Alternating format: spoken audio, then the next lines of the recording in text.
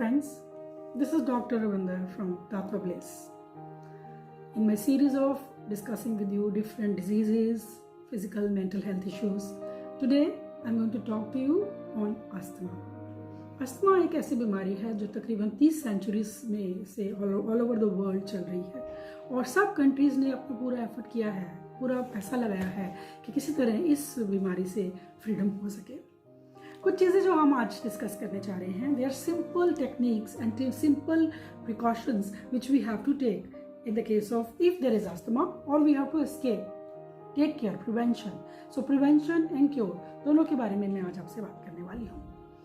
So as we know, alternative therapies के अंदर naturopathy, magnet therapy, acupressure, space therapy, colour therapy, mud therapy, ये सारी therapies बहुत अच्छे से इफेक्ट करती हैं। टेक्निक्स कुछ ऐसी होती हैं जो हमारे को सबको बहुत बेनिफिट देती हैं। So friends, in case of asthma, if you just understand why it happens, तो it is basically the improper breathing. बहुत से लोग हम में से ऐसे हैं जो ब्रीदिंग को बिल्कुल एक नेचुरल प्रोसेस समझ के इग्नोर करते हैं, whereas if we learn to actually breathe regularly in a very perfect way, most of the illness is going to go. So the awareness about breathing has to be taught right from the young age कि breathe करने का सही तरीका क्या है। उसके अलावा दूसरी चीज़ होती है एलर्जीज से भी, यानी कि डस्ट से, पॉलन से, फर से, एनिमल फर से या किसी तरह की स्मोक से हमें एलर्जी हो जाती है और अस्थमेटिक अटैक्स होते हैं।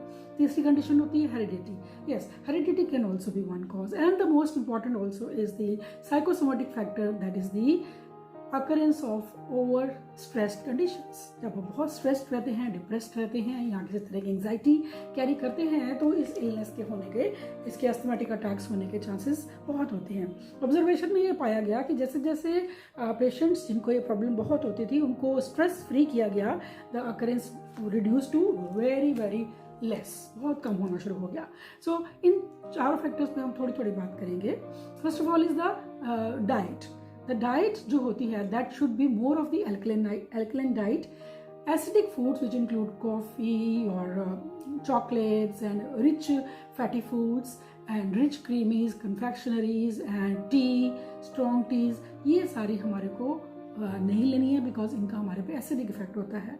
ये बात ध्यान रखिए कि वो भोजन जो हम खाते हैं, जो भी भोजन हमारे बॉडी में पचने में और शरीर से निकलने में, यानी कि निष्कासन होने में उसका जो वेस्ट है, टाइम लगता है, वो भोजन ही हमारी बॉडी में हवा, पित्त या कफ का पैदा करता है, वात पित्त कफ का पैदा करता है। तो वात पित्त कफ को हैंडल करने के लिए we have to always, because ये हमारे जो बीमारी है ये पित्त के ऊपर बेस्ड है।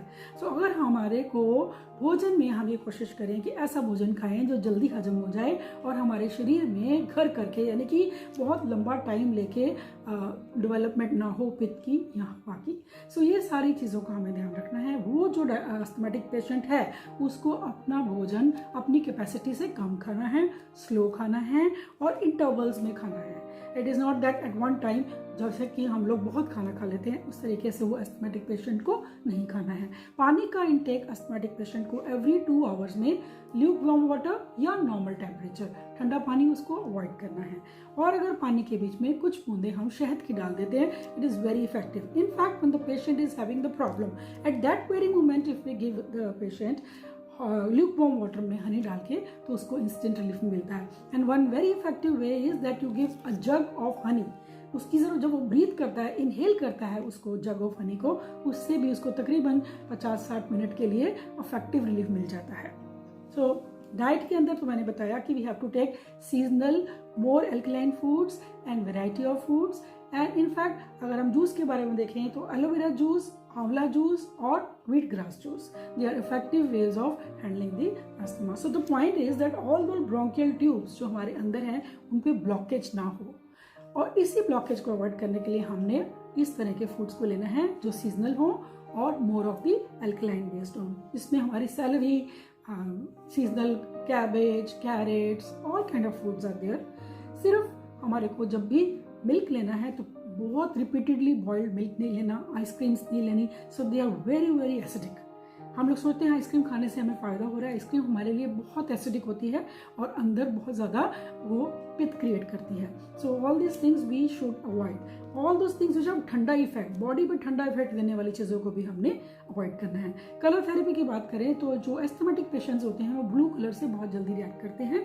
कई केसेस के अंदर, नॉट ऑलवेज के सब में, लेकिन most of the cases blue colour tends to bring the attacks of asthma. So all those people who have this kind of problem, they should not go for blue color in their rooms, avoid blue color clothes, and avoid, rather they should go for pink and red color, which is a warm color. So we have to look for the warm colors for the patients which are having the asthma problem. And exposure to sun in the sun, when it is red rays in the morning, red rays in the evening, is very good for these patients. इसके अलावा हमारी बात आती है mud therapy. Mud therapy अगर हम abdomen पे करते हैं और चेस्ट एरिया में करते हैं, हॉट मड पैक्स अगर चेस्ट एरिया में लगाए जाते हैं, it is very relieving for all the blockages that occur in the chest. And the chest packs, the wraps जो हम चेस्ट के ऊपर लगाते हैं with warm cloth, that is also very good for the chest. अगर हम mustard oil में camphor डाल दें और उसका मसाज चेस्ट एरिया में करें with the proper pressure on the chest cage, it is also a very effective relief in the case of, so massage therapy is also good in case of the asthma. Then we come to, from there we come to the, this is the diet. Then we come to the magnetic therapy. North pole charge किया हुआ पानी अगर ये patients use करते हैं तो उनके लिए बड़ा अच्छा relieving होता है. Then we come to the next thing, and that is the yogic asanas. Yogic asanas में मत्स्य आसन, श्रवांग आसन, शशांक आसन, शव आसन, गौमुख आसन और धनुरासन, भुजंग आसन, ये बहुत अच्छे आसन हैं। इनकी प्रैक्टिस रेगुलर की जाए। मेरे कुछ वीडियोस में मैं आपको अब डिटेल रूप में प्राणायाम्स के बारे में भी बताने वाली हूँ। और प्राणायाम्स जो हैं अगर परफेक्टली लर्न किए जाएं, they should be perfectly learn और they should be perfectly learn from a master, then in that case we should include bhastrika, kapalbhati and your anulom vilom, bhramari, इनकी practice, and of course deep breathing, that is Ujjayi pranayam. Knowing the breathing pattern exactly is very important. Regular practice of pranayams helps you to stay away from asthma. So how simple it is कि कुछ चीज़ें करने से हम बीमारी को दूर भगा सकते हैं। थोड़ी प्रिकॉशंस के साथ हम बीमारी को दूर भगा सकते हैं। योगिक क्रियास की बात करें तो कुंजल क्रिया और वम धोती जिसको कहते हैं, वम धोती एंड अनीमा एंड जल नीति, they are very effective for asthmatic patients. Then comes the last but not the least, and that is the our meditation process. You should always try to do all those pranayams, all those exercises which make you relieve from the stress conditions. So never ever try to overburden your mind and body both. Physically भी अगर आप ज़्यादा tired होते हैं तो asthmatic attacks होने का chance होता है. So physically, mentally दोनों levels पे आपको अपना stress level कम रखना है to stay healthy and fit. And of course, I'm delivering my meditation also videos also. Follow them to learn meditation. Simple meditations are there which can be done. Anybody जो महसूस करते हैं लोग के meditation करना हमें समझ नहीं आता, उनके लिए मैं बहुत सिंपल तरीके देने वाली हूँ. Plus of course one important thing which I wanted to tell you, that do follow the steam inhalation which is given in my one of the videos. उस तरीके से स्टीम लेने से इनफैक्ट जो क्रॉनिक पेशेंट्स हैं और जो बहुत सीवियर अटैक फेस करते हैं उनको भी रिलीफ हुआ है. ये मेरा 20 ईयर्स का एक्सपीरियंस कहता है. So friends, enjoy a good health and follow the tips that I have given you. This is Dr. Ravinder from Tattva Bliss, always there for you to guide on physical, mental, emotional, spiritual and our total well-being. Thank you so much. Thank you.